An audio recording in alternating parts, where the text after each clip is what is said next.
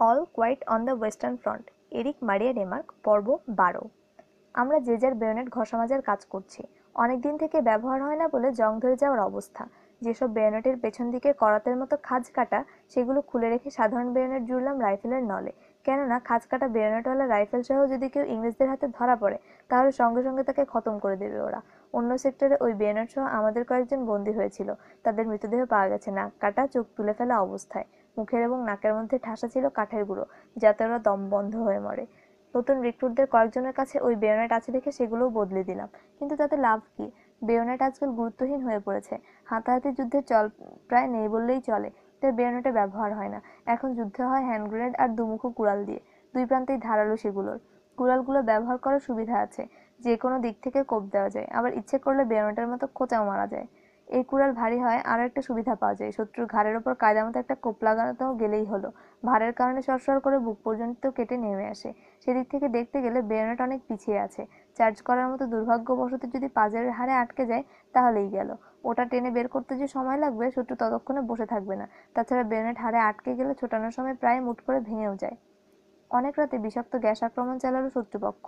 আমরা জানতাম এরকম কিছু ঘটবে, তাই গ্যাস মাস্ক নিয়ে প্রস্তুত হয়ে ঘুমাতে গিয়েছিলাম। শেল ফাটার শব্দ কানে আসা মাত্র মাস্ক পরে নিলাম। সময় মতো ফ্যাকাশে ভোরের জন্ম দিয়ে রাত বিদায় নিল। সারা রাত উল্লেখ করার মতো আর কিছুই ঘটেনি। তবে সন্ধ্যা থেকে প্রতিপক্ষের যে ট্রেন আর লবির আসা যাওয়া শুরু হয়েছিল, তা এখনো থামেনি। একের পর এক আসছে তো আসছেই। এত কি যে এনে জমা করা হচ্ছে তা ওরাই ভালো জানে। আমাদের কামানগুলো অনবরত হুঙ্কার দিয়ে চলেছে, গুম গুম করে। নিয়মিত বিরতি দিয়ে মাটি কাঁপছে। আমাদের প্রত্যেকের চোখ কোটরে বসে গেছে। এখন আর কেউ কারোর দিকে ভালো করে তাকাচ্ছেও না। কাটকে কদিন থেকে খুব চিন্তিত আর বিষণ্ণ লাগছে। একসময় বলল সে, আমার মনে হয় সোম যুদ্ধের মতো এখানেও কিছু একটা ঘটতে যাচ্ছে। ওই সময় ইংরেজরা টানা 7 দিন 7 রাত গোলাবর্ষণ শুরু করেছিল আমাদের ওপর। এবার থেকে এখানে আসার পর থেকে দেখছি কাঠের মেজাজ কেমন যেন খিটমিটে হয়ে থাকে। প্রয়োজন ছাড়া কারো সঙ্গে কথা বলে না লোকটা। কারো সঙ্গে হাসি ঠাট্টা করতেও দেখিনি, যা কাঠের জন্য খুবই বেমানান। মানুষটার ভাবসাব দেখে মনে হয় খারাপ কিছু একটা ঘটতে যাচ্ছে, বুঝতে পেরে ভয়ে ভয়ে আছে। তবে যাদের আছে বেশ আনন্দেই। তার কারণ এখানে খাবারের সরবরাহ পর্যাপ্ত। ওর ধারণা এখানে আর কিছুদিন থাকা আর মন ভরে খাওয়া গেলে ক্যাম্পে ফেরার সময় পরিবহনের প্রয়োজন পড়বে না। হেঁটেই যেতে পারবে সে। দিন কাটছে এক এক করে। ভোর হয়, সূর্য মাথার উপর উঠে তাপ ছড়ায়, পশ্চিমে গড়িয়ে পড়ে, রাত নামে। তারপর যথারীতি আবার ভোর। আমার ডিউটি পড়েছে রাতের পালার লিসনিং পোস্টে। অন্ধকার রাতে একটু পরপর রকেট ফাটিয়ে অথবা প্যারাশুটে বাঁধা আলোয় চারদিক আলোকিত করে তোলা হয়। সেই আলো না নেভা পর্যন্ত কড়া নজর রাখতে হয় শত্রুর কোনো তৎপরতা কোথাও চোখে পড়ে কিনা সেদিকে। আমার দেখা না দেখার ওপর কত মানুষের জীবন নির্ভর করে, সে কথা ভাবলেই বুক কেঁপে ওঠে। ধনুকের ছিলার মতো প্রতিটা স্নায়ু টানটান হয়ে থাকে। কোনো রকম সন্দেহ দেখা দিলেই বুকের খাঁচায় দরাম দরাম বাড়ি খায় হৃৎপিণ্ড। তখন সময় আর চলতেই চায় না।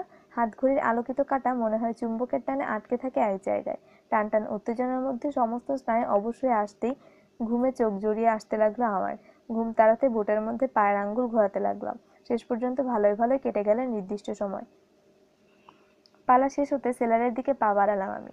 এখনো ওদের ট্রেন আর লরি চলাচলের শব্দ আসছে। কদিনের মধ্যেই সয়ে এলো আওয়াজটা। ট্রেন লরির আসা যাওয়ার শব্দে এখন আর তেমন সমস্যা হয় না। অবসর সময়ে কয়েক বন্ধু মিলে তাস নিয়ে বসি, জানি এভাবে চলতে চলতেই একদিন আমাদের ক্যাম্পে ফিরে যাওয়ার জন্য ডাক আসবে। আকাশে সারাক্ষণ অবজারভেশন বেলুন ওড়ে।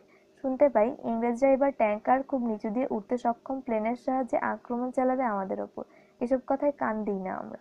তার চেয়ে আমাদের বেশি আগ্রহ ওরা ফ্লেম থ্রোয়ার বা আগুন ছুঁড়ে মারার জন্য কি যন্ত্র ব্যবহার করতে যাচ্ছে তা জানার ওপর।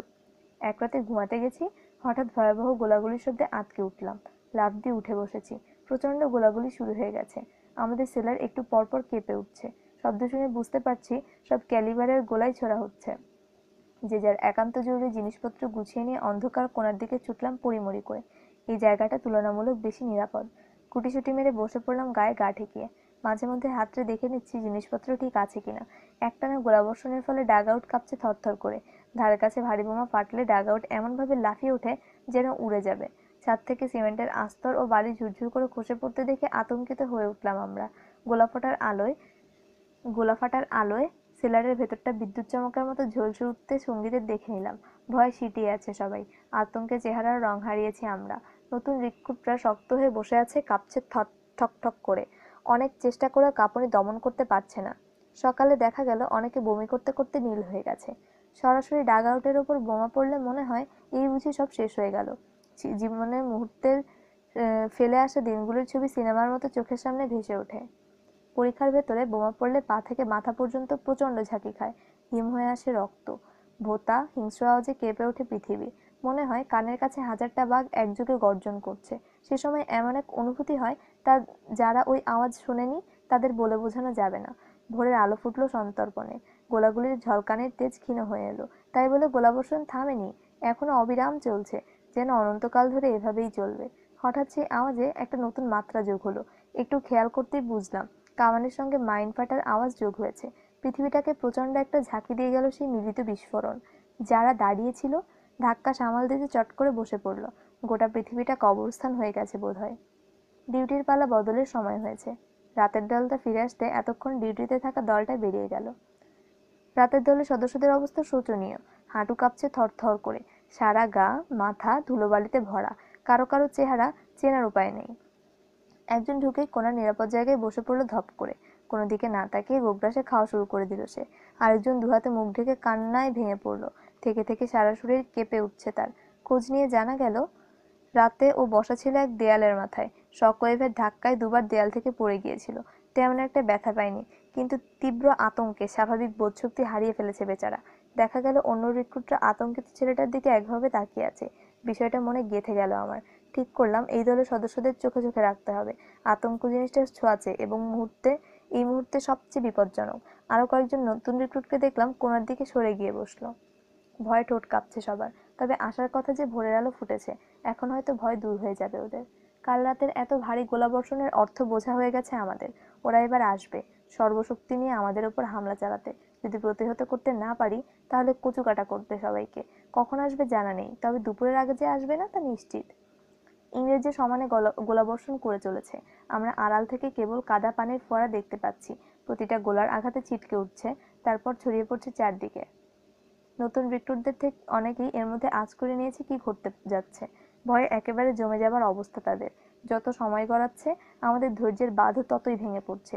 প্রতিপক্ষের হামলার কোনো লক্ষণ দেখছি না। অপেক্ষায় থাকতে গিয়ে আড়ষ্ট হয়ে উঠছি আমরা, কথা বলছি না তেমন। আমাদের পরীক্ষাগুলো এখন আর পরীক্ষা নেই, শত শত গোলার গর্ত আর মাটির স্তূপে পরিণত হয়েছে। এক মাথা সমান উঁচু কিনার কোথাও কোথাও 1.5 ফুট বা তারও কমে নেমে এসেছে। কাছেই বিকট শব্দে একটা গোলা ফাটতে কানে তালা লেগে গেল। শকওয়েভের ধাক্কায় উড়ে গিয়ে পড়লাম মেঝেতে। এর মধ্যে অন্ধকার হয়ে গেছে ডাগ আউট। মাটি ধসে পড়ায় বের হওয়ার মুখটাও বুজে গেছে।